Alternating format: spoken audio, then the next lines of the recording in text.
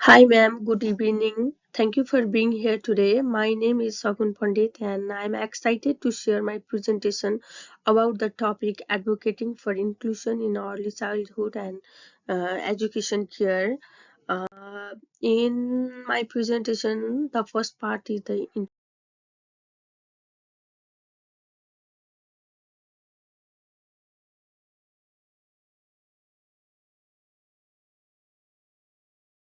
introduction. Here I'm going to talk about something about concept of inclusion. The concept of inclusion implies that all children, irrespective of their ability and background, should feel welcome.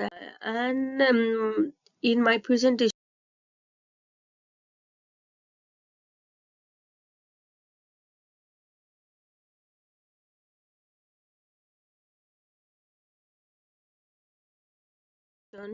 the second part of this presentation is I am going to discuss about the advocacy for inclusion.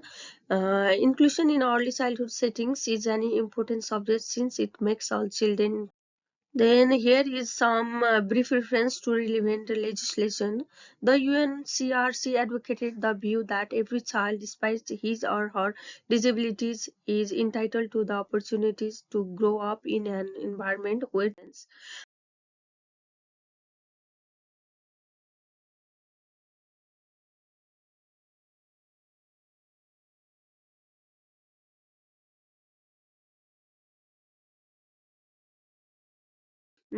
and some of the benefit of inclusion for children, for example, belongings, development, peer relationship is here. I'm going to discuss something about this as well.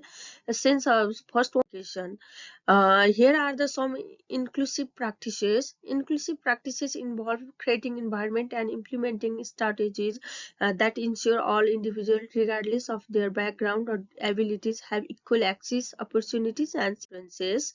Here is some visual supports or ASA, argumentative and alternative communication.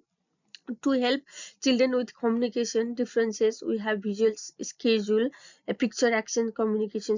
The other is flexible routines and sensory friendly environment. Sensory considerations, embarrassing spaces are considerable towards the personal needs of the individual senses, such as quiet differences.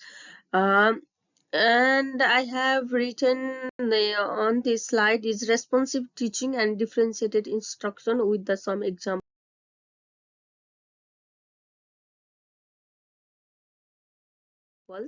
At last, the conclusion is the consideration of inclusion in early childhood setting plays a critical role towards the guarantee of an oppressed environment where all the children have similar chances of generating within the system of learning and function.